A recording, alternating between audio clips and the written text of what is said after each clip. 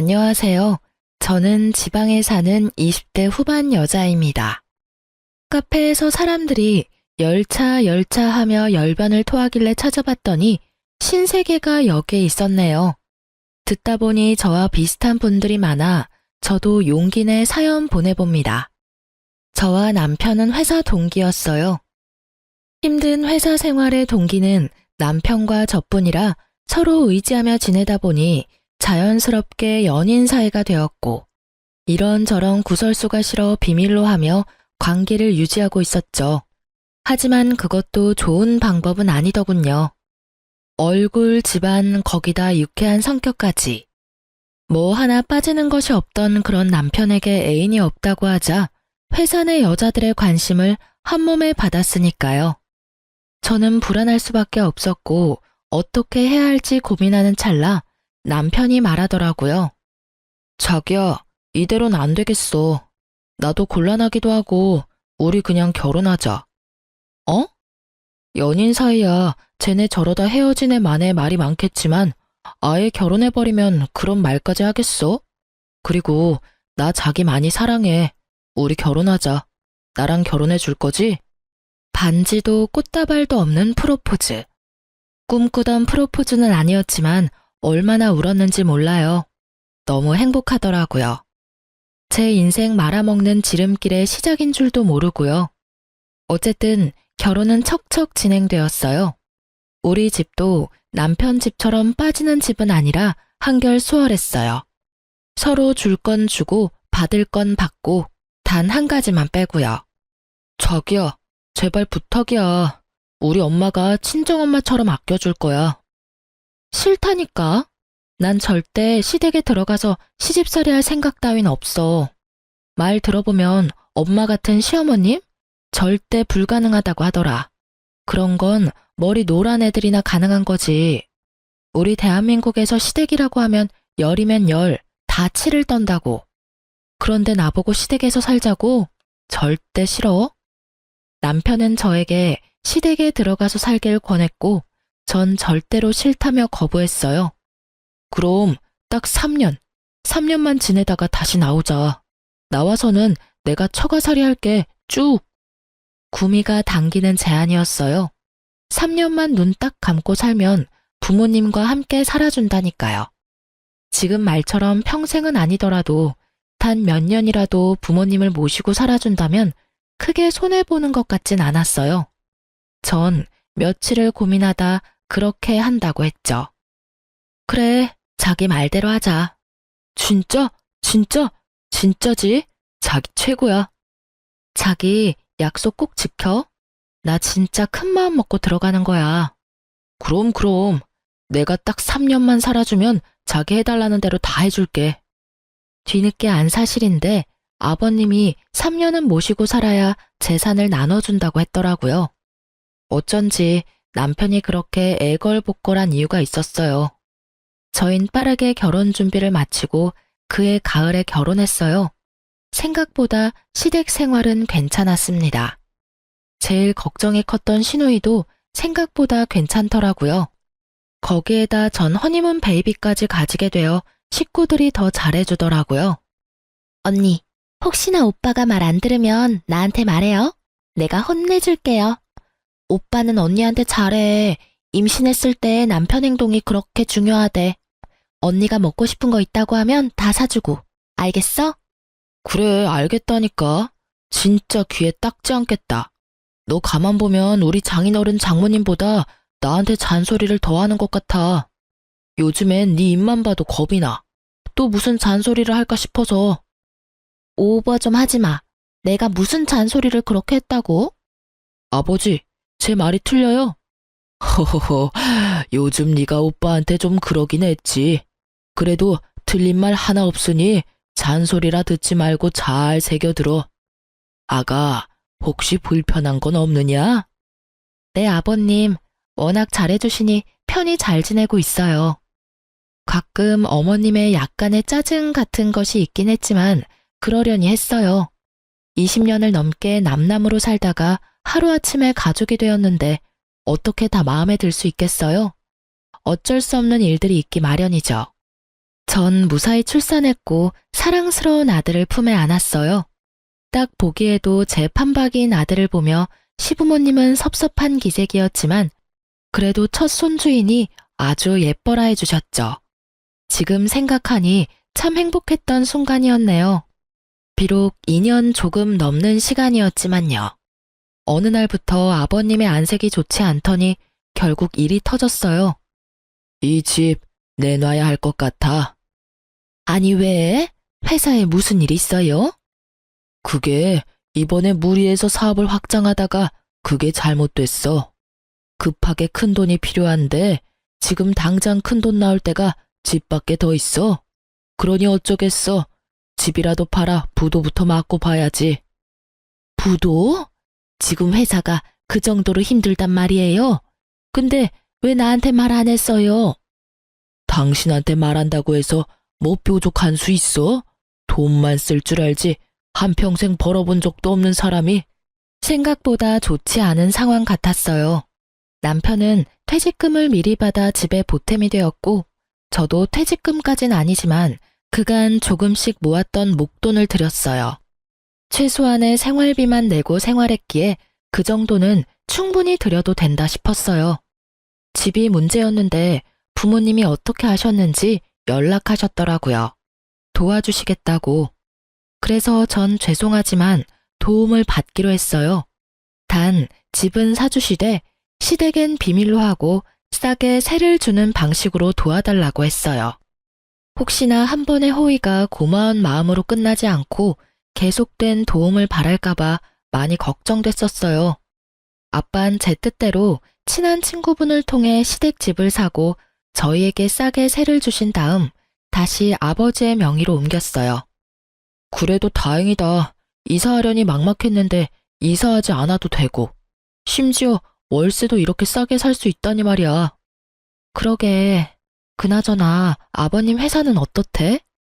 큰 고비는 넘겼는데 여전히 상황이 좋지 않아. 남편의 말대로 상황이 좋진 않았어요. 그렇지만 다 함께 힘을 모아 알뜰살뜰 살면 그리 어려운 상황도 아니었죠. 남편도 그렇고 저도 회사에 잘 다니고 있고 아가씨도 제 돈벌이는 하니까요. 하지만 한평생 돈 무서운 줄 모르고 쓰던 사람들이 하루아침에 변하지는 않더라고요. 어머님은 하루 걸러 하루에 하던 쇼핑을 여전히 하셨고 아가씨도 월급보다 카드값이 더 많이 나오는 그런 상황이 계속해서 이어졌어요. 보다 못한 아버님이 카드를 끊어버리고 상황의 심각성을 몇 시간을 설명하시더라고요. 그제야 두 사람은 생각이란 걸 하는지 과한 소비를 줄이려고 노력은 하더라고요. 그러던 와중 제가 굳이 말하지 않았던 사실을 알게 된 남편이 저에게 화를 내며 물어오더라고요. 당신 왜 말 안 했어? 뭘? 장인어른이 우리 회사 진짜 사장님이라는 거 말이야. 사실 저희 아빠는 제가 다니는 직장의 사장님이었어요. 아니, 정확히는 예전 사장님이셨어요. 제가 회사에 입사할 무렵 아빠는 좀 쉬고 싶으시다며 전문 경영인을 고용해 사장 자리에 앉히셨고 회사 일에선 물러나 계셨죠. 그래서 저도 회사 일을 배우기 위해 급하게 입사 준비를 했었고요. 그렇기에 저와 입사 동기였던 남편은 아빠가 회사의 실질적인 대표라는 것은 알 리가 없었죠. 저희가 입사했을 땐 이미 다른 대표가 정해졌고 정리도 다 된 상태였으니까요. 그게 왜? 내가 굳이 사실은 이 회사가 우리 아빠 거야 할 이유가 있어? 그렇다고 내가 우리 집이 찢어지게 가난하다고 거짓말한 것도 아니고 그냥 말을 안 했을 뿐이야. 그러니까 그 말을 왜 안 했냐고. 이유가 있을 거 아니야? 굳이 이유를 대보자면 처음엔 자랑하는 것 같아서 안 했고 그 뒤론 굳이 할 필요가 없었어. 지금 사장직을 맡고 있는 것도 아니고 지금은 물러나셔서 쉬고 계시는데 그걸 뭐하러 이러니 저러니 떠들고 다녀? 그래도 나 섭섭해. 그런 것도 말 안 해주고. 여보, 이러는 거 보니까 내가 섭섭해지려고 해. 화낼 일도 아닌데 이렇게 언성까지 높이고. 혹시 당신 우리 아빠 재산 욕심나서 그래? 아니야. 그냥 당신이 나한테 일부러 숨겼다고 생각하니까 섭섭해서 그랬지. 그렇지. 당신이 막 처가 재산이나 노리고 어떻게 하면 한 푼이라도 더 뜯어볼까 하는 그런 사람은 아니잖아. 그렇지? 그럼. 전곡이 찔려버린 남편은 말을 더듬으며 회피했지만 전 알 수 있었죠. 이제 많이 피곤해지겠다는 걸 말이죠. 아니나 다를까 입도 싼 남편이 그새 시댁에 알렸는지 두 여자의 말도 안 되는 요구가 시작되더라고요. 언니, 저 샤땡에 꼭 갖고 싶은 가방 있는데 좀 사주시면 안 돼요? 아가, 난 입고 나갈 옷이 없구나. 같이 쇼핑 좀 가자. 너 바쁘면 카드만 줘도 된단다. 네? 저도 돈 없어요, 어머님. 그나마 있던 돈 아버님 다 드리고 빠듯해요. 에이, 우리 다 들었어요. 오빠랑 언니 다니는 회사 사실은 언니 아빠 거라면서요? 그렇게 잘 살면서. 에이, 그러지 말고 생일 선물 미리 준다고 생각하고 사줘요. 네? 기가 막히고 코가 막혀서 도대체 이 사람들은 언제쯤 정신을 차릴 수 있으려나, 아니, 정신을 차릴 수 있는 날이 오긴 할까 하는 생각이 들더라고요. 아가씨, 그리고 어머님, 저희 친정에 돈이 많은 거지 저는 돈이 없어요. 제가 처녀도 아니고 출가 외인이 된 지가 벌써 3년이 다 되어가요. 그런 제가 하윤이 가방이나 옷 사준다고 돈을 얻어와도 면목이 없을 노릇인데 어머님 아가씨 옷이랑 가방 사준다고 돈 달라고 하면 제 체면은 둘째치고 하윤이 아빠 면이 서겠어요. 에이, 언니도 참, 뭘 또 그렇게까지 떨어지겠어요. 그냥 시댁에 좋은 일 한다 하시겠죠. 아니 아가씨, 제가 아가씨한테 명품 가방 사주는 게 이 집에 좋은 일이에요? 명품 가방 얼만지 누구보다 잘 아시죠? 저 같으면요, 아가씨, 있던 백도 팔아서 아버님 드릴 거예요. 저번에 보니까 아버님이 지금 상황에 대해서 자세히 설명해 주던데 아직도 명품 타령이 하고 싶으세요? 제발 현실을 똑바로 좀 보세요. 나이도 많은 아버님 새벽같이 나가셔서 새벽에나 들어오세요. 그런 거 보면서 아, 내가 더 열심히 살아야겠다 이런 생각 못 하세요? 계속해서 어이없는 말만 들으니 저도 모르게 흥분해서 말이 막 나오더라고요. 틀린 말은 하나도 없었지만 굳이 이렇게 감정 섞어 얘기하고 싶진 않았거든요. 사람 말이 아다르고 어다른 법인데 더 좋게 좋게 말하고 싶었는데 말하다 보니 질책 아닌 질책이 되고 있더라고요. 거기다 본의 아니게 어머님까지 세트로 묶어서 혼내는 꼴이 되었으니 마음이 편하진 않더라고요. 저의 말에 두 사람은 아무 말은 하지 않았지만 저를 보는 눈빛에서 알 수 있었어요. 아, 나의 앞날이 순탄치만은 않겠다라는 것을요. 저의 예감은 틀리지 않았고 다음 날부터 생트집을 잡기 시작하더라고요. 예, 반찬이 너무 많은 거 아니니? 그러게, 언니, 어제 우리한텐 그렇게 뭐라고 해놓고선 반찬이 너무 과하네요. 아껴야 잘 살죠. 네, 그러고 보니 그런 것도 같네요. 내일부턴 이것보다 더 줄이거라. 아니, 간장만 내놓거라. 네 말대로 집 형편이 이 꼴인데 먹는 거라도 아껴야지. 이게 다 무슨 소리야? 당신 무슨 말 했어? 아니, 그게 아니라 여보. 제가 무슨 말이라도 하려고 하자 아가씨는 제 말을 끊고 남편에게 숨도 쉬지 않고 어제 있었던 일을 이르더라고요. 그 말을 듣고 있던 아버님과 남편은 이렇게 말했어요. 거참, 우리 며느리 말 틀린 말이 하나 없구나.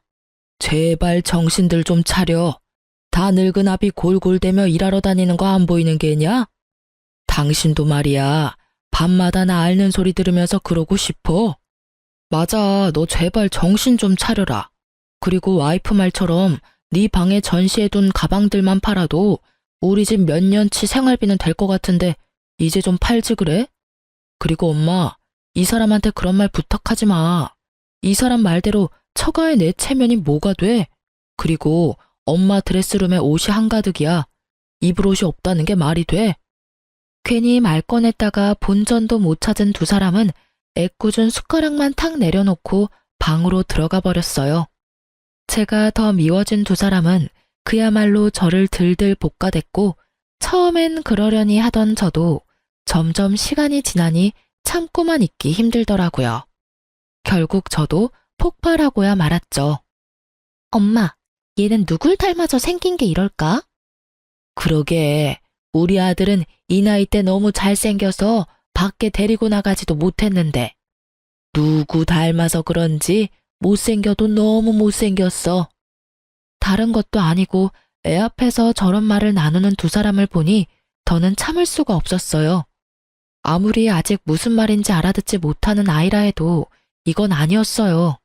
더 화가 나는 건 그런 할머니도 할머니라고 그 앞에 서서 웃고 있는 아들을 보는데 속된 말로 머리가 돌아버리는 줄 알았어요. 어머님, 아가씨, 지금 뭐 하시는 거예요? 내가 뭘 어쨌다고 그러니? 그러게, 우리가 뭘 어쨌다고 그래요, 언니? 그리고 애 놀라겠다. 소리 좀 지르지 마요. 전 아들을 방에 데려다 주고 나와 다시 두 사람 앞에 섰어요. 제가 싫으시면 저한테만 그러세요. 왜 하윤이한테까지 그러세요? 우리가 뭘 또 그랬다고 이렇게 화를 내는지 모르겠네. 그러니까 오늘따라 너무 못생겨 보여서 못생겼다고 했을 뿐인데 그게 그렇게 큰 잘못이에요? 애가 어려도 다 알아요. 그리고 설사 못 알아듣는다고 해도 다 큰 어른이 할 말 못할 말이 따로 있지. 그런 거 구분 못하세요? 얘가 진짜 오냐오냐 해줬더니 못하는 말이 없구나. 내가 이래봬도 네 시어머니야, 시어머니. 네, 잘 알죠. 그러니까 이렇게 온 힘을 다해 참고 있죠. 그리고 말은 바로 하셔야지. 언제 오냐오냐 해주셨다고 그러세요?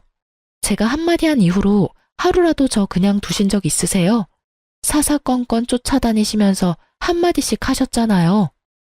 새 여자의 언성이 높아지니 남편이 방에서 나오더라고요. 그러더니 제 팔목을 낚아채더니 다짜고짜 화를 내기 시작했어요. 제발 좀 그만해. 내가 뭘 어쨌다고 그래? 당신 몰라서 물어? 요즘 매일같이 어머님이랑 얘랑 싸우잖아. 내가 계속 싸웠어? 참고 또 참다가 이래. 나도 참을 만큼 참았다고. 알겠으니까 좀 그만해. 나 숨 좀 쉬고 살자. 요즘 안에서나 밖에서나 마음 편한 날이 없다고. 알아? 나라고 뭐 다른 줄 알아? 나도 힘들다고. 이유를 묻지도 않고 다그치는 남편이 얼마나 원망스럽던지. 그때 짐을 싸서 나왔어야 했는데 그땐 무슨 미련이 남았는지 꾸역꾸역 그 집구석에서 살았네요. 어느새 싸움은 남편과 저의 싸움이 되었고 상황이 심각해지자 어머님과 아가씨는 방으로 도망을 치더라고요. 그런 두 사람을 보며 남편도 방으로 가버리고 저도 아들의 방으로 갔어요. 그렇게 저희의 각방살이는 시작되었어요. 그나마 그땐 아주버님이 잘해주셔서 참고 살았던 것 같아요. 그렇게 대화 한마디 없이 지내던 어느 날, 갑자기 어머님과 아가씨가 180도 변한 태도로 저를 대하기 시작했어요. 어머 언니, 출근도 바쁠 건데 뭘 이런 것까지 하고 있어요? 이런 건 제가 해드릴게요. 네? 저 제 양말 찾고 있는데요. 이런 것까지 아가씨가 해주시게요? 아니, 그건 언니가 해도 되겠네요. 하여튼 뭐 시킬 일 있으면 시키라고요. 제가 감히 뭘 시키겠어요. 또 무슨 괴롭힘을 당할 줄 알고요. 에이 언니, 그러지 말고 우리 풀어요. 지난번엔 제가 철없이 굴어서 미안해요. 그래 아가, 화 풀어. 언제까지 한 집에서 이러고 지낼 거니? 이제 서로 웃으면서 잘 지내보자꾸나. 갑자기 달라진 두 사람의 태도에 무슨 일인가 싶었지만 출근해야 했기에 대화를 이어가지 못하고 자리를 떴어요. 출근해서 아무리 생각해도 왜 갑자기 태도를 바꾼 것인지 모르겠더라고요. 두 사람의 의아한 친절은 계속되었고 곧 저의 의문은 풀렸어요. 이유 없는 호의는 없다더니 그 말이 딱 맞더라고요. 시간은 흘러 주말이 되었고 그간 신경 쓰지 못했던 아이와 시간을 보내고 있었어요. 그런데 어머님이 다가와 잠시 나와보라 하더라고요. 전 남편에게 아이를 부탁하고 거실로 나갔어요. 아가씨와 어머님이 소파에 앉아 저를 기다리고 계시더라고요. 무슨 일 있으세요? 그게요, 언니. 분위기를 보아하니 부탁이 있는 것 같은데 말을 하지 못하고 있더라고요. 그래서 제가 말을 해보라고 닥달하자 어머님이 얘기를 꺼냈어요. 그게 아니라 글쎄 얘가 결혼을 하게 됐어. 진짜요? 축하해요, 아가씨. 이번에 선보신 변호사분 맞아요? 그래, 맞아. 근데 너도 알다시피 우리가 지금 형편이 이래서 얘 시집 보낼 돈이 마땅치 않아. 본론이 나오더라고요. 더 들어보지 않아도 뻔한 말이겠지만 전 모르는 척하며 되물었어요. 그런데요? 그냥 형편껏 해서 가면 되잖아요. 형편껏 한다 해도 어느 정도 급은 맞춰줘야 하지 않겠니? 그쪽에서 바라는 것도 있는데 아예 무시할 수는 없는 노릇이고. 여기 있어요, 언니. 그쪽 집에서 이 정도는 해줬으면 한다고 보내온 목록이에요. 아가씨가 전해준 종이를 보니 헛웃음이 나더군요. 아들 가지고 장사는 저 집안이나 돈도 없으면서 다 해줄 수 있다고 큰소리 쳤을 아가씨나 하는 꼴이 우습기는 마찬가지였어요. 아가씨, 이게 다 돈이 얼만 줄은 알아요? 어림잡아 억 단위는 되는데 지금 이 돈이 어딨어요? 언니도 이 정도는 해왔을 거면서 왜 그렇게 말을 해요? 아가씨, 잘 모르시나 본데 저도 이 정도는 안 해왔어요. 그렇지 않아요, 어머님? 저의 물음에 어머님은 당황스러우신 듯 제 눈을 피하시더라고요. 이걸 저한테 보여주는 이유는 잘 알겠는데 저번에도 말했듯이 돈 없어요. 그러니까 저한테 다시는 이런 부탁하지 마세요. 이런 문제로 식구끼리 더는 얼굴 붉히고 싶지 않네요. 전 방에서 하던 일이 있어서 그만 들어가 볼게요. 전 부모님께까지 손을 벌려 아가씨를 시집 보낼 생각은 전혀 없었기에 더욱 단호하게 말하고 방으로 들어와 버렸어요. 쉽게 포기할 사람들이 아니란 걸 누구보다 잘 알기에 머리가 다 아프더라고요. 내일부터 또 어떤 방법으로 제 마음을 돌리려 들지 궁금하기까지 했어요. 하지만 그런 제 생각과는 달리 두 사람은 저를 괴롭히지도 않았고 심지어 기분마저 좋아 보였어요. 전 점점 더 불안해져만 갔어요. 그러던 어느 날 엄마에게 전화가 왔더라고요. 제가 전화하는 일이 아니면 연락을 잘 하지 않는 엄마인데 휴대폰 액정에 엄마가 뜨는데 불안감이 엄습했어요. 설마 하는 마음으로 전화를 받았는데 역시는 역시더라고요. 엄마, 무슨 일 있어? 다름이 아니라 그저께 사부인이랑 사돈 아가씨가 찾아왔었어. 뭐? 혹시 돈 달래? 달라는 건 아니고 빌려달라고 하던데 거의 달라는 말이더라. 너희 시댁 요즘 많이 힘드니?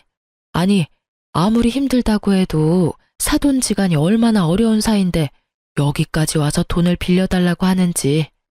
당장 내쫓고 싶은 거 너 생각해서 겨우 참았어. 네 아빠는 너한테 절대 말하지 말라고 하고 없는 돈 셈치고 빌려줄 생각이던데 난 아무리 생각해도 그건 아닌 것 같아서 일단 너한테 전화했어. 잘했어. 아빠한테 절대로 주지 말라고 해. 그딴 인간들한테 한 푼도 주지 마. 내가 이놈의 집구석 가만 안 둘 거야. 거기가 어디라고 찾아가서 그딴 말을 해? 흥분 좀 하지 마, 딸.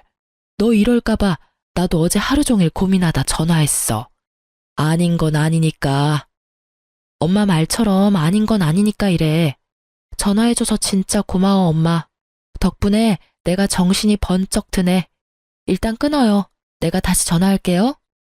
정말 정신이 번쩍 들더라고요. 그날 저녁 전 남편과 함께 퇴근을 하고 차에서 얘기를 나눴어요. 당신, 내가 지금부터 두 가지 선택지를 줄 거야. 당신은 두 가지 중 꼭 한 가지는 선택을 해야만 해.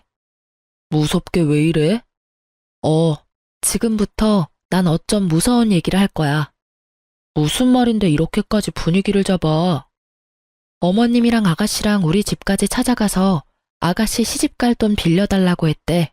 근데 당신도 알 거 아니야? 그게 달라는 말이랑 똑같은 거. 지금 우리 형편에 그 돈을 어떻게 갚아? 뭐? 진짜 그렇게까지 했단 말이야? 아직 안 끝났으니까 끝까지 들어. 그래서 말인데, 난 당신이랑 당장 분가해서 친정으로 들어갔으면 해. 웬만해선 지금 아버님 상황도 그렇고 해서 더 있고 싶었는데, 더는 무리야. 그러니까 당신이 결정해. 나랑 분가해서 친정으로 갈래? 아니면 나랑 이혼할래? 뭐? 나는 더는 이렇게 못 살겠어. 그러니까 결정하라고. 분가해서 친정으로 갈래? 아니면 이혼할래? 난 당신이랑 이혼하고 싶지 않아. 그렇다고 분가가 쉬운 것도 아니고. 나한테 하루만 시간을 주면 안 될까?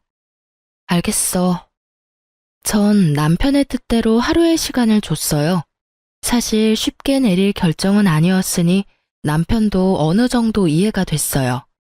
다음 날 제가 준 선택지는 두 가지였는데 남편은 완전히 다른 답을 가지고 왔더라고요. 여보, 그러지 말고 우리 해외로 나가자. 뭐? 처가살이가 그렇게 싫어? 갑자기 해외는 무슨 해외야? 그동안 일도 많았잖아. 당신이나 나나 머리도 식힐 겸 해서 말이야. 캐나다 얼마나 좋아? 그리고 지금 당신이랑 엄마랑 사이도 이렇게 나쁜데 우리가 대뜸 처가로 들어간다고 해봐. 곱게 보내주시겠어? 모르긴 몰라도 또 집안 한번 뒤집어질 텐데. 남편의 말을 듣는데 그 갑갑한 상황이 눈앞에 그려지며 절로 한숨이 나더라고요. 남편은 제가 흔들리는 모습을 보이자 틈을 놓치지 않고 말했어요. 그리고 요즘 부모들은 애들 데리고 외국 못 나가서 안달이라고 하더라고. 자연스럽게 귀가 트인다고들 하잖아. 내 생각엔 지금이 적기야. 우리 하윤이 말 트이기 시작했는데 한국어는 물론 영어도 술술 나오겠지 않을까? 아직 말도 제대로 못하는 앤데 힘들진 않을까? 그러니까 지금이 딱이라고. 다른 사람들은 더 어릴 때 가더라. 어쩌면 우린 이미 늦었을지도 몰라. 지금 생각하면 말도 안 되는 일이었지만 그땐 남편의 제안이 달콤했어요. 그만큼 전 시댁 식구들에서 지쳐 있었고 하루빨리 벗어나고 싶은 마음뿐이었어요. 그 집만 벗어날 수 있다면 어디든 괜찮다는 생각이었으니까요. 거기에다 아들까지 들먹이니 혹했던 것 같아요. 그렇게 제가 정신을 차리지 못하고 있는 사이 남편은 빠르게 자신의 계획을 실행하고 있었어요. 여보, 나 오늘 엄마한테 우리 해외로 나간다고 말할 건데 당신은 좀 나가 있어. 괜히 당신한테 불똥 튈까봐 걱정되어서 그래. 난 아직 결정 못했는데. 해외를 가든 처가를 가든 나가야 한다고 미리 말씀은 드려야 하니까. 아까 보니까 다 나가고 엄마 혼자 계시더라고. 혼자 계실 때 얘기해야지 동생 있을 때 얘기하면 어휴, 당신도 알지? 상황 피곤해지는 거. 그러니까 요 앞 카페에 가서 있다가 내가 연락하면 와. 일단 알겠어. 좋은 게 좋은 거라고 기분 상하시지 않게 잘 말해. 걱정하지 마시고 얼른 가세요. 가서 여유롭게 커피나 한잔 하셔. 남편의 권유에 저는 서둘러 준비를 하고 집을 나섰어요. 남편의 말처럼 집 앞 카페나 갈까 하다가 오랜만에 친정이나 갈까 싶어 엄마에게 전화를 걸었죠. 여보세요? 엄마, 어디야? 나 지금 집에 놀러 가도 돼? 얘가 무슨 소리 하는 거야? 엄마 지금 병원이잖아. 아빠 입원하셔서. 뭐? 아빠가? 왜? 김서방이 얘기 안 하든? 김서방? 그래, 김서방이 너한테 말한다고 했는데 안 했어? 어쩐지 네가 찾아오지도 않고 연락도 없길래 바빠서 그러나 하면서도 이상했어. 네 아빠 폐암이란다. 전이가 안 된 데가 없어서 심각한 상황이야. 그러게 내가 그렇게 건강검진 좀 받으라고 말했건만 고집 부리더니. 상황이 많이 안 좋아? 응, 안 좋아. 멀쩡하던 사람이 갑자기 쓰러지는데 엄만 그때 생각하면 아직도 숨이 안 쉬어져. 얼마나 놀랐던지. 때마침 김서방이 집에 와 있었으니 망정이지. 아니었으면 그 길로 황천길 갈 뻔했어, 네 아빠. 난 정신이 하나도 없는데 김서방이 네 아빠 병원까지 모시고 가서 그날 늦게까지 있다가 갔잖니. 아빠가 아프다니 거기에다 남편은 알고 있었다니.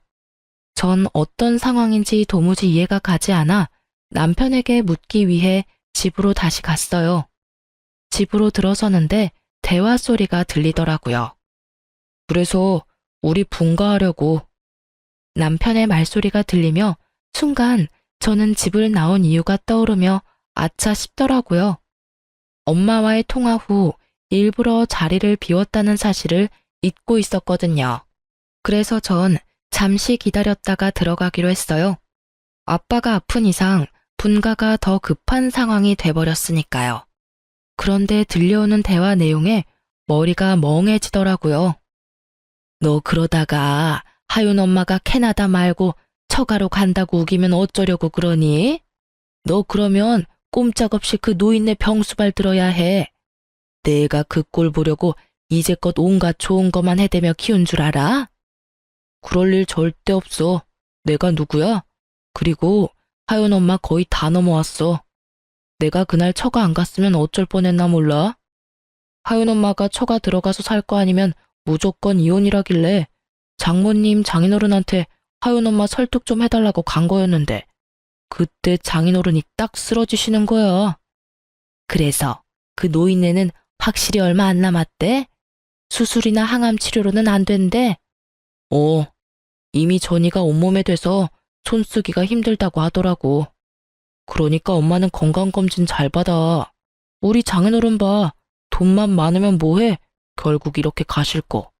다시 생각해도 끔찍하다니까.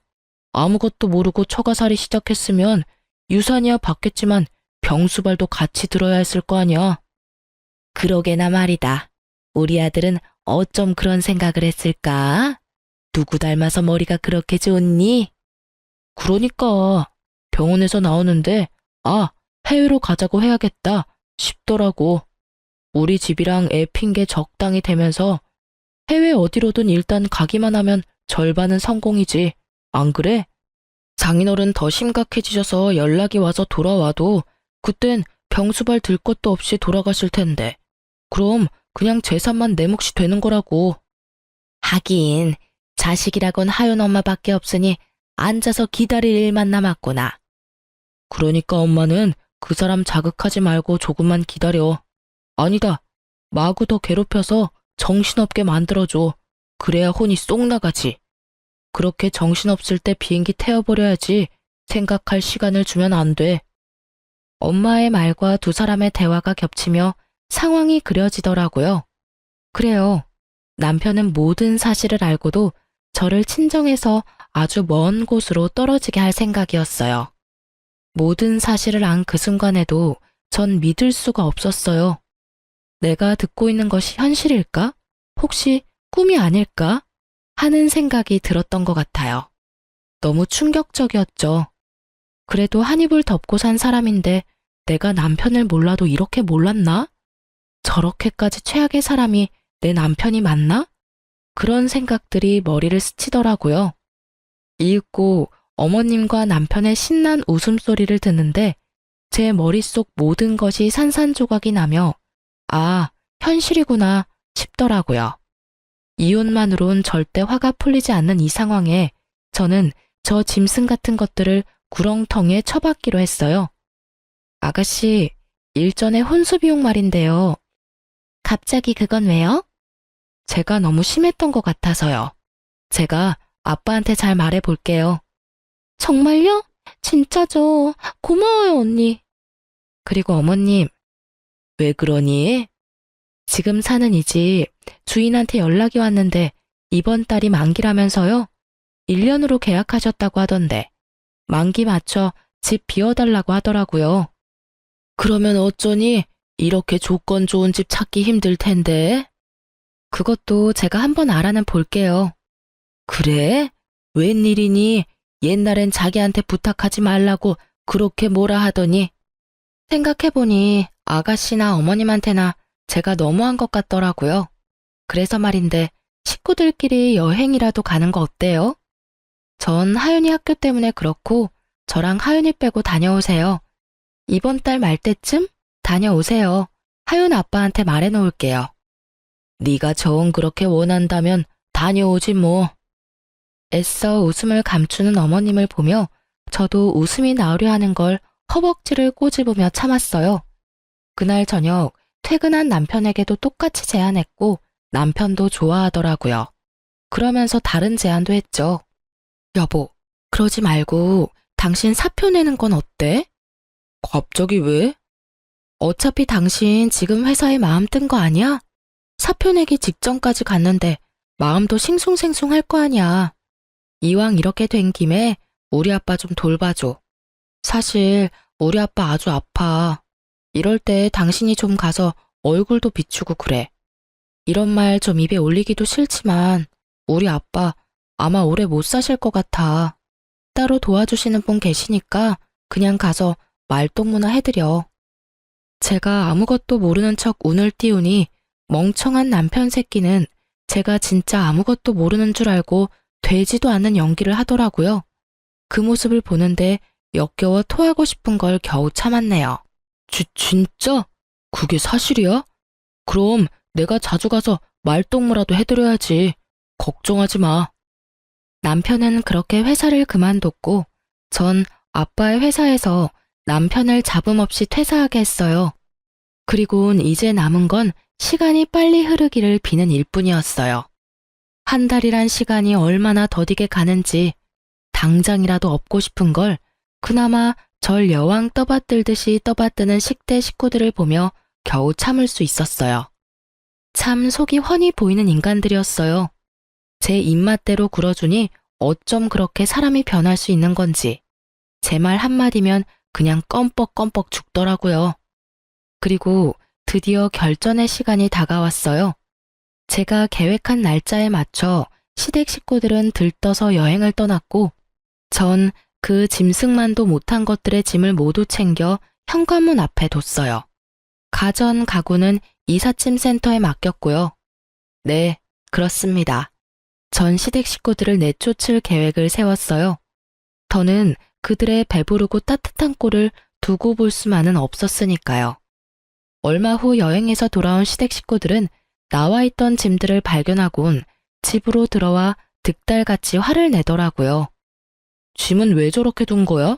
집은 왜 이래? 가전 가구 다 어디 갔어? 텅 빈 집이 의아한 남편과 언니, 이게 다 무슨 일이에요? 내 가방들은 왜 밖에 나와 있는 거예요? 저게 다 얼마짜린 줄 알고 그런 짓을 한 거예요?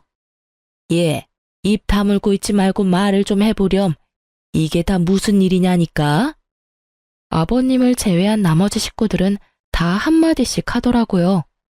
조용하신 아버님은 대충 상황을 눈치채셨는지 집을 한 바퀴 둘러보시곤 어머님과 아가씨를 데리고 집 밖으로 나가셨어요.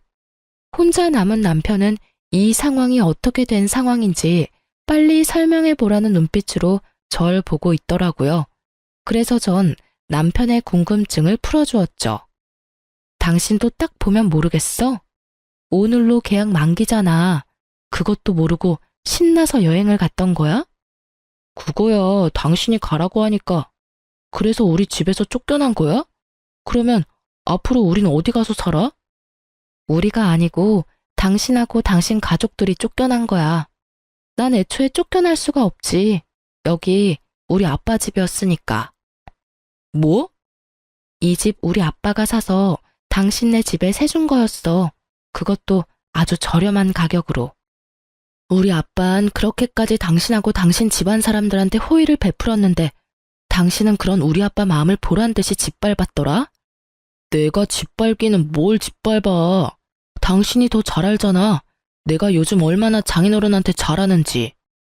잘 알지. 당신이 우리 아빠 많이 아프신 거 뻔히 알면서 나랑 외국으로 가려고 했던 것도. 그러다 아빠 돌아가시면 그 재산 빼먹으려 한 것도 말이야. 내가 잘 알고 있었어. 당신 그걸 어떻게... 지금 그게 중요해? 당신 어떻게 인간의 탈을 쓰고 그런 짓을 할 수가 있어. 먼 타지에서 아빠가 잘못됐다는 소식을 들으면 내가 얼마나 힘들지 그런 생각은 안 해봤어? 우리 아빠는 눈 감는 그 순간까지 하나뿐인 딸 얼굴도 못 보고 떠나실 수도 있었어. 그 심정은 생각해보지도 않았던 거야? 그게 아니라, 여보, 내 말 좀 들어봐. 말로는 처가살이 한다고 했지만 막상 진짜 들어가려니 막막했어. 그렇다고 우리 집에서 계속 살자니 당신이 진짜 이혼하자고 할 것 같았고. 그러다가 차라리 외국에라도 나가서 사는 게 더 좋겠다 싶어서 당신한테 권했던 거야.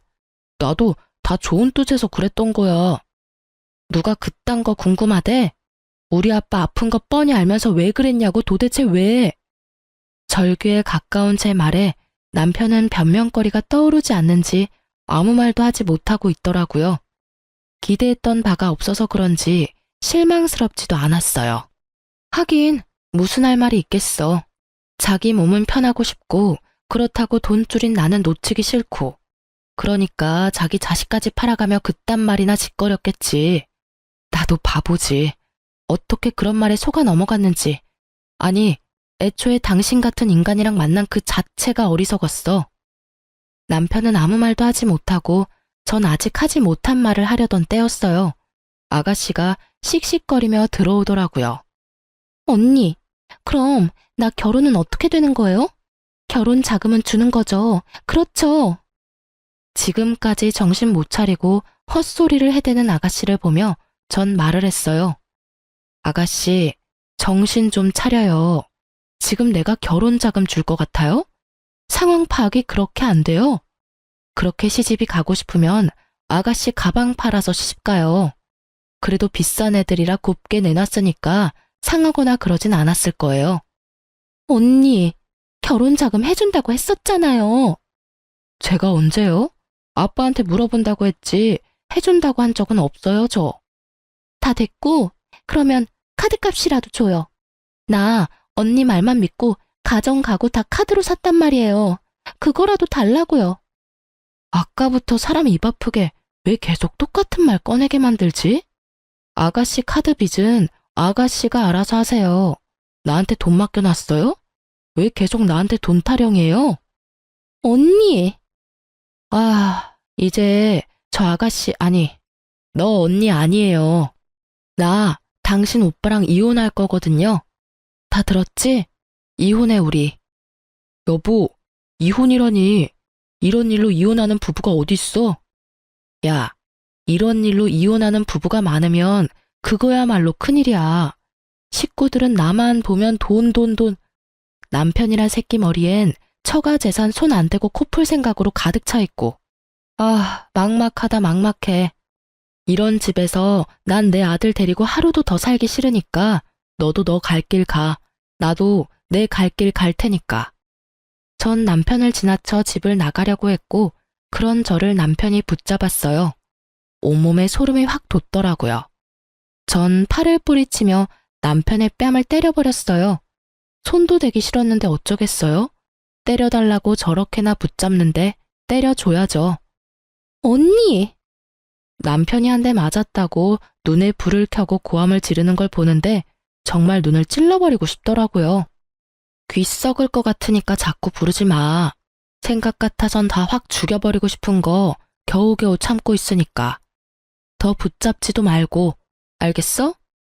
제 살기 어린 표정을 본 두 사람은 어떤 말도 어떤 움직임도 없었고 그런 그들을 뒤로 한 채 그 집을 나와버렸어요. 남편의 상황은 그야말로 최악이었죠.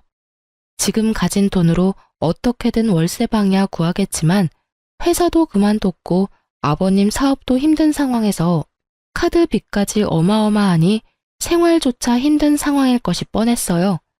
거기다 어머님과 아가씨는 5살 애보다 철딱서니가 없으니 말 다 했죠 뭐.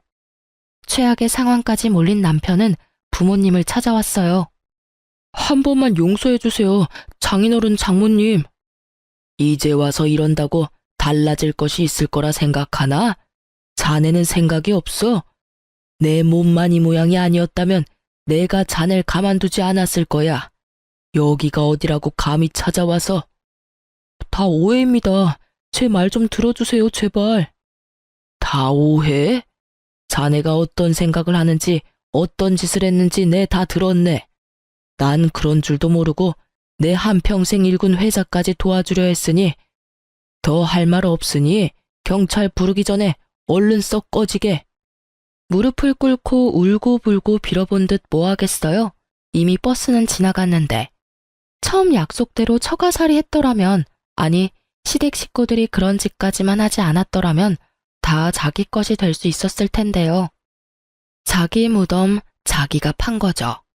그렇게 쫓겨난 남편은 회사로 절 찾아갔지만 전 아예 회사를 그만둔 뒤였어요. 끝까지 몰린 남편은 더 최악인 짓거리를 하더라고요. 하윤이 내가 키울 거야. 뭐? 하윤이 내가 키울 거라고. 대뜸 전화 와서 한다는 말이 아들을 키울 거라니. 말이 되는 소리를 해. 당신이 무슨 자격으로 하윤이를 키워? 자격? 내가 하윤이 아빠인데 그거면 자격이 충분하지. 다른 자격이 또 필요해? 아, 정말 이렇게까지 구질구질하게 나올 거야? 그래, 알겠어. 해보자 끝까지. 전화를 끊은 저는 이혼 전문 변호사를 선임했어요. 그리고 가뿐하게 소송에서 이겨 2번 다시 아들의 이름도 꺼낼 수 없게 만들어 주었죠. 이혼 후 남편은 공사판에서 일용직을 하며 지낸다는 말을 들었어요. 아가씨는 파혼당했다고 하고요. 그 아끼던 가방은 팔았는지 어쨌는지 모르겠네요. 아버님 회사는 큰 위기를 넘겼지만 아마 힘들 것 같다고 아빠가 그러시더라고요. 알고 보니 그래도 사돈이라고 아빠가 도움을 주시려고 알아보셨대요. 다시 생각해도 그때라도 빠져나와서 얼마나 다행스럽던지. 자칫했으면 피 같은 부모님 돈으로 그 빌어먹을 집구석 좋은 일만 시킬 뻔했네요. 이혼 후 저는 잘 지냈어요. 병원에서 더는 가망이 없다는 아버지를 모시고 제 아들과 함께 가까운 근교로 여행을 다녔어요. 마지막까지 병원에서 시간을 보내고 싶지 않다는 아빠의 뜻에 따르기로 했거든요. 처음엔 많이 반대했지만 공기 좋은 곳에서 손주 재롱을 보며 더없이 행복하다는 아빠를 보며 잘한 결정이라고 생각했네요. 결국 아빠는 하늘나라로 가셨지만 떠나시던 그날까지 저를 보며 환히 웃어주셨어요. 요즘은 경영 공부에 힘쓰고 있어요. 큰 회사는 아니지만 그래도 회사를 꾸리려면 전문적으로 배워야 하니까요. 걱정이 컸던 아들도 매일같이 싸우던 꼴만 보이던 때보다 한결 더 편안해 보여요. 요즘엔 못하는 말이 없어 엄마와 제가 당황스러울 때가 많지만 그마저도 사랑스럽네요. 어때요? 많이 답답하셨을까요? 저도 지금 생각해보면 많이 답답한데 그땐 참는 것이 최선이라고 생각했어요. 그래도 더 늦지 않게 정신 차린 걸 위로 삼으며 잘 살아보려고요. 그럼 전 물러가 볼게요. 긴 사연 들어주셔서 감사합니다.